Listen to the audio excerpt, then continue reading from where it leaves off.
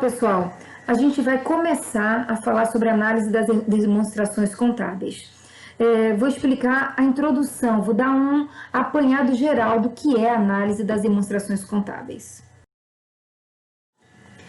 Para começar, a análise ela é econômico-financeira e a gente faz isso para as empresas que ou você trabalha ou você foi contratado, tá? Qual a intenção dessa análise?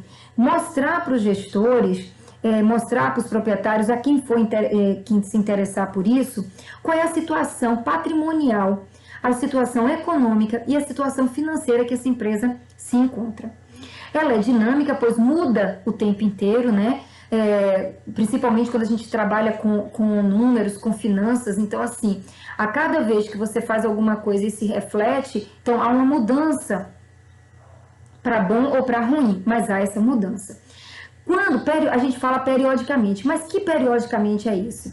O interessante é que a análise ela seja feita de 4 em 4 meses, ou no máximo de 6 em 6 meses. Nem menos do que 4, nem mais do que 6. Por quê? Porque se for menor do que 4, o tempo fica muito curto, não dá tempo você colocar em prática aquilo que você descobriu que estava errado, fez um plano e colocou em prática, não deu tempo. E se for maior do que 6 meses, algumas coisas que estavam, por exemplo, você fez um plano de ação para um ano, aí você fez um plano de ação. Quando você for rever esse plano de ação um ano depois para saber os resultados dele, se ele tiver bom, show, mas se ele tiver ruim, aí vai ficar muito tempo com coisas ruins acontecendo, porque você demorou muito tempo para fazer uma nova análise, tá? Então, o ideal é que seja de 4 em 4 meses, mas se você não pode de 4 em 4, faça de 6 em 6, mas o interessante é que você esteja sempre revendo, para que no mínimo de 4 em 4 meses, para que você possa analisar se o que você preparou, com base no que você analisou, está sendo eficaz ou não. A análise das demonstrações, ela parte da contabilidade, né? Então, são elementos que a contabilidade fornece. Mas só um contador pode fazer? Não. Existem outras áreas que também trabalham nessa análise. Então, por exemplo, os economistas, os administradores, eles também fazem análise, mas a gente, como contador, já sai com um diferencial.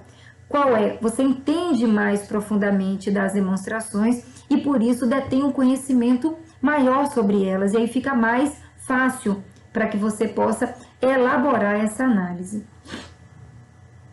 Uma única demonstração te dá tudo que você precisa saber? Claro que não. Nesse trabalho que nós iremos fazer, a gente vai analisar 2 demonstrações, balanço patrimonial e DRE. Eles são muito bons porque eles se completam.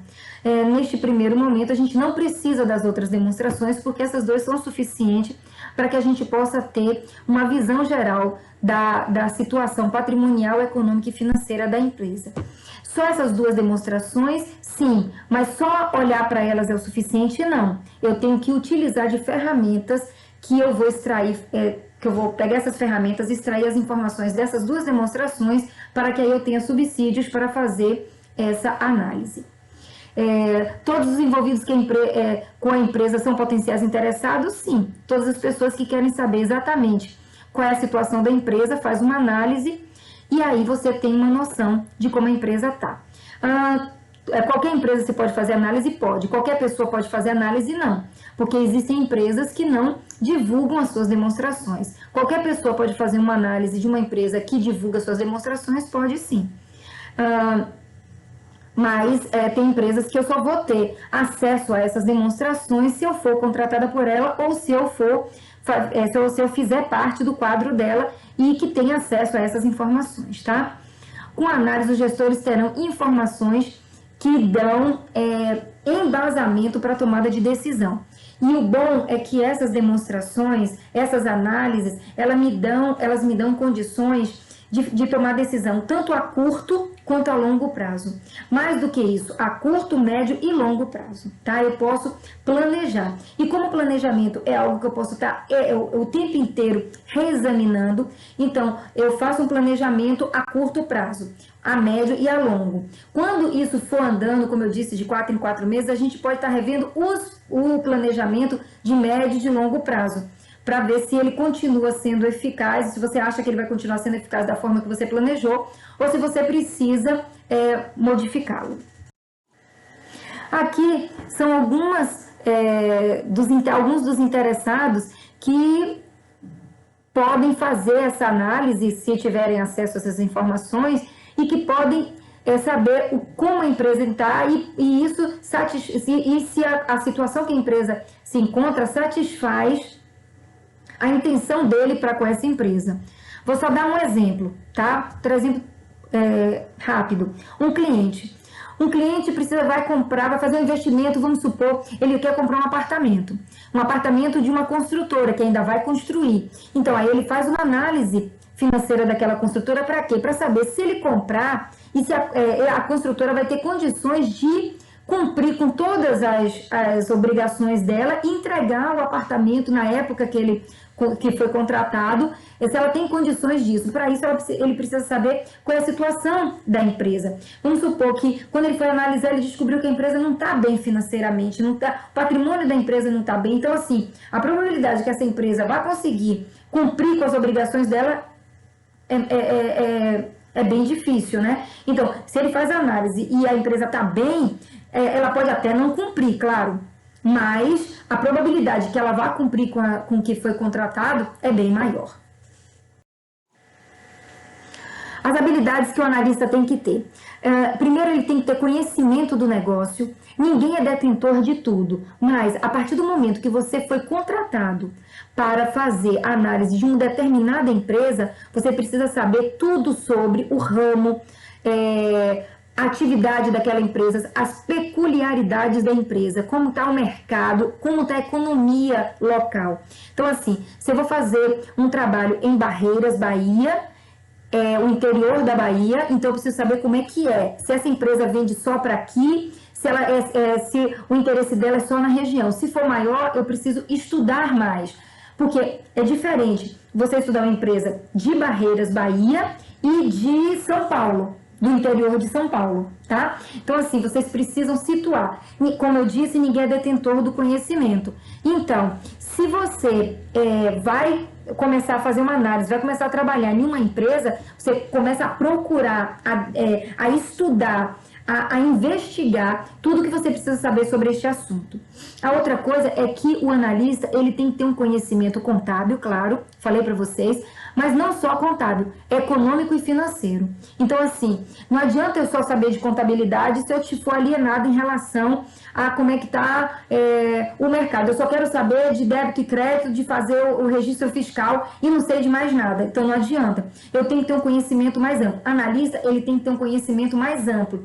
Ele tem que ter um conhecimento da contabilidade, é por isso que outras áreas também podem fazer, porque tanto a economia quanto a administração, eles veem um pouco da contabilidade, de uma forma mais superficial, é claro, mas eles veem. Então, é só estudar um pouco mais, que aí eles não vão chegar a ser um contador, mas eles vão entender o que os números falam, o que as contas falam.